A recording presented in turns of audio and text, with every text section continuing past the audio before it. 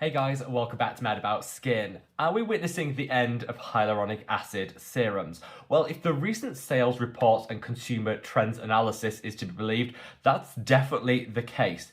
Fewer hyaluronic acid serums were sold last year in 2025 than at any point in the previous 5 years.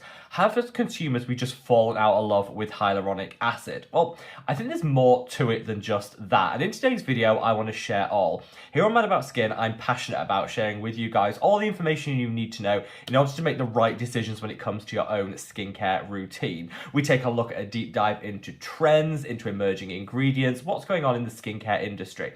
So if you'd like to see more of this style of content, make sure to let me know by reaching down and giving the video a big thumbs up and a like. This really does support me as an independent content creator because the more likes a video gets, the more widely YouTube will distribute it on its platform. I have an awful lot to cover when it comes to hyaluronic acid, so let's just cut that waffle and delve straight on in. So, as I said, today we're exploring hyaluronic acid, and has the entire skincare community just fallen out of love with this ingredient? Well, if you look at the sales, it seems that there's been a 22% decline in the number of standalone hyaluronic acid serums sold in just the last 12 months. That's a pretty steep fall, and whilst consumer trends come and they disappear as quickly as they arrived, hyaluronic acid is a little bit different because it's actually been a staple in our skincare routine for years. So for something to fall so dramatically out of favour in such a short space of time, there must be something else going on underneath, and that's really what I want to look at in today's video. Now, this isn't just specific to hyaluronic acid, because actually we've seen this happen with a lot of other popular skincare ingredients. There's been a significant and sustained fall in the popularity of retinol serums. Some of this is driven by consumer sentiment, others by regulatory changes and bans that have been in place, and I've actually covered that in a separate video, which I'll leave a link to up there. The same can be said for niacinamide. A lot of people are starting to turn their backs on niacinamide serums for, in some cases, similar reasons to what we're going to see when it comes to hyaluronic acid. Again, I covered all of that in a video which I'll link up there, so if you do want to go down that skincare ingredient rabbit hole, there's a couple of links that you might want to consider. But today, it's all about hyaluronic acid. Now, as an ingredient, hyaluronic acid is super popular because it has many amazing benefits. It nourishes and hydrates the skin, meaning it's a great defender against dehydration. It also plumps itself out when it absorbs water. So if you apply hyaluronic acid onto damp skin, you'll see an instant plumping, and as a result, a minimizing of fine lines and wrinkles. Some people refer to it as like an instant 5-year facelift, and whilst the results are temporary, if you use hyaluronic acid, you will definitely see a minimizing of the fine lines and wrinkles and a bit of a youthful bounce to the skin. Who doesn't want that? We're all for instant gratification, and the fact that hyaluronic acid works instantly is why I think it's so popular. However, the changes in popularity seem to come down to a couple of factors which I want to talk about now. First and foremost, when we talk about the decline in sales of hyaluronic acid, we mean standalone hyaluronic acid serums. Not hyaluronic acid as an ingredient, which is still found in just about every single skincare product, but individual hyaluronic acid serums. And honestly, I think in most cases, they're pretty redundant anyway. Over the past 5 years, brands have really capitalized on the popularity of hyaluronic acid and inserted this ingredient in just about every single one of their products.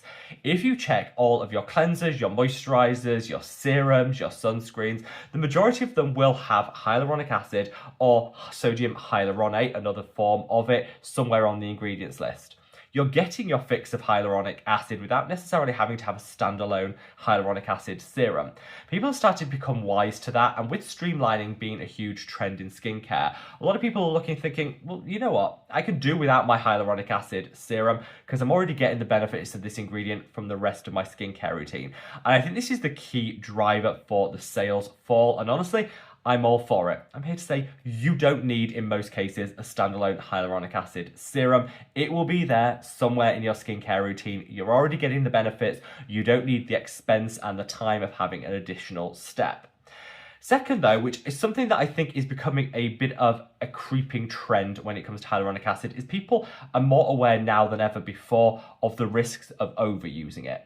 I think for years people have seen hyaluronic acid almost like as a benign ingredient that you could use as much of it as you wanted and there'd be no side effects or risks associated with it. That is never the case for any ingredient, and hyaluronic acid, whilst it seems quite easy to use, easy to apply, actually comes with some significant side effects if you use too much of it. So it's a humectant. It draws in moisture from the atmosphere and from within the skin, plumps itself out and kind of holds onto that moisture to deliver that hydration. That's great in small quantities, but if you use too much hyaluronic acid, it runs out of available moisture to grab onto, and then it starts drawing it from the deeper layers of the skin. This actually causes dehydration because it's sucking all that moisture from inside the skin, removing it to the surface, which is where it's much more easily evaporated. And that can lead to an increase in something called transepidermal water loss. Basically, hydration lost to the atmosphere, causing further dehydration. So if you use too much hyaluronic acid, you actually get the reverse results to what you're expecting. You'll end up with drier skin, which can often appear quite flaky, and this is as a result of you losing that moisture from within the skin, losing it to the atmosphere around us. As with a lot of things in skincare, a little is all you need when it comes to hyaluronic acid, and so get it in the rest of your skincare routine. Don't run the risk of having that standalone high concentration hyaluronic acid serum. That might actually be doing more harm than good. And in 2026, I think more people than ever realize that, which is why they're turning their backs on hyaluronic acid. I've seen quite a trend and craze online, particularly on other social media platforms, with people actually looking to eliminate hyaluronic acid completely from their skincare routine. Not just drop the standalone serum, but actually look for products that don't contain hyaluronic acid. And so a lot of brands are now formulating without this ingredient, almost doing like a full 180 when it comes to that. Instead of putting it in everything, now actually removing it from some of their formulations, which is again driven by consumer demand. Now, last but actually by no means least, because this is the one I want to focus on most, when it comes to the fall in popularity of hyaluronic acid, I think one of the key drivers is there's just better alternatives available. Things that we didn't have access to 5 years ago when hyaluronic acid became super popular, we in 2026 now can access, that deliver greater levels of hydration, fewer risks of dehydration and overuse, and have multiple different benefits that hyaluronic acid just doesn't have. And I think one product launch in particular this year spells disaster for hyaluronic acid, because it's really going to transform the way that we look at hydration and the way that brands then follow and respond. And that product's this. This is the Ordinary Rice Lipids and Ectoin Microemulsion. Now, this launched a couple of days ago and has already taken the skincare world by storm. You see a lot of people praising it for its ability to deliver real deep level hydration, but with a super lightweight finish. It delivers everything we kind of wanted hyaluronic acid to do, but in this case, actually works. Impossibly lightweight, beautifully hydrating, and also comes with a blend of other amazing ingredients. This is almost like 2, 3, 4 steps up from a hyaluronic acid serum in terms of the results it's going to deliver. And I think this is going to be a bit of an industry disruptor and game changer. We all know that where The Ordinary lead, other brands follow. So expect to see a lot more emulsion or serum moisturisers hit the market this year. And that's really where I think hyaluronic acid is going to be done. People are going to see that you can get far greater range of benefits from a product like this than you were ever getting from, say, your La Roche-Posay hyaluronic acid serum. And in a lot of cases, this is a lot cheaper than, say, that La Roche-Posay one. So you can make the switch, greater benefits, fewer risks, side effects, and irritation. This I love because it contains a key ingredient called ectoin. Ectoin is one of the most popular ingredients in skincare right now for good reason. Not only is it deeply nourishing and hydrating, it also has great calming and soothing properties, and it can actually reinforce and support the barrier function of the skin. I genuinely believe everyone should have ectoin somewhere in their skincare routine, and lots of products now formulate with it. See ectoin is almost like an elevated replacement for hyaluronic acid when it comes to hydration, when it comes to nourishing the skin and preventing that sensitivity and irritation. Unlike hyaluronic acid too, the way that ectoin works is slightly different, so the risk of excessive use and dehydration is far more minimal with ectoin than it is with hyaluronic acid, meaning it takes some of the worry about using it as an ingredient out of the equation. I think it streets ahead of hyaluronic acid, and I think this is going to be one of the biggest dents in the hyaluronic acid market this year. Like I said, this is one of my personal favourites, and I did cover it in a separate video. If you're interested in that, I'll leave a link to it up there if you want to check it out. This for me has been a bit of a game changer, and whether you choose to use it as a hydrating serum in the place of your hyaluronic acid, or you actually use it at the end of your routine as your moisturiser, it's up to you. I think people with oily skin like myself will probably want to just use it as a serum and a moisturiser in one. People that have a more dryness prone skin type might want to use it as a serum and then load another moisturiser on top of it. Like I say, fully flexible, use it how you want to, but expect a plethora of other versions of this by other brands to hit the market this year, and that, I think, will spell the end of the standalone hyaluronic acid serum.